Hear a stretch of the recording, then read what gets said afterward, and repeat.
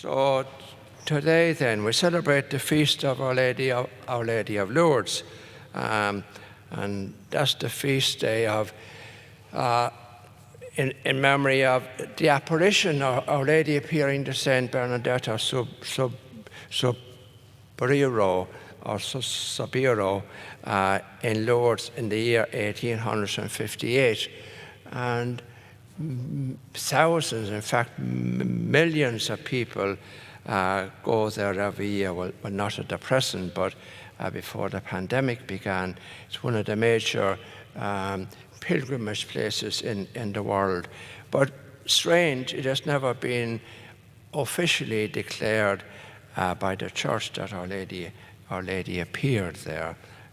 But nevertheless, we are encouraged to believe that she did.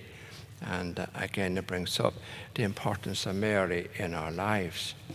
And in fact, it fits in nicely with the reading from the Gospel today and from the book of Genesis, the importance of women. And I feel we can never emphasize that enough in the church. And we have that lovely bantering, you might say, between the Syrophoenician woman in the Gospel this morning and Jesus. Because she was not a Jew and a Gentile, the Jews referred to the Gentiles as dogs. Not a very nice way of referring to them. But she was a woman. She wasn't going to let Jesus put her down. And as quick as a flash, she came back at him. And she got the better of him. And you can imagine in your mind, that must be a lovely scene. It brings out Jesus' sense of humor and the strength of women. And again, if you go back into the Gospels, Jesus had a lot of women, strong women around him. He always had a strong following of women. They don't get a big mention in the Gospels because we tend to concentrate, but that being the church, on the men, on the apostles.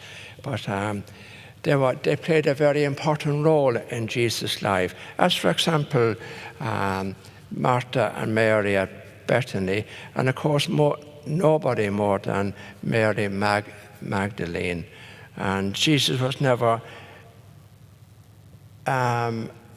afraid or worried, it would be a better word, about seeing in the company of women. He had no fears of that nature because he treated them equally, and sometimes we forget that. And I hope that that will improve in the church very much. Also, you may have read or may not that in France today, as we celebrate Our Lady of Lourdes, there's a nun in France, Sister Andre, and she's celebrating her 117th birthday today. Just imagine that, 117 years old. And I was looking at a photo of her this morning on the internet, and she looks remarkably fresh, got a strong voice, and is very aware of everything going on in the world. And they're going to do something special for her today.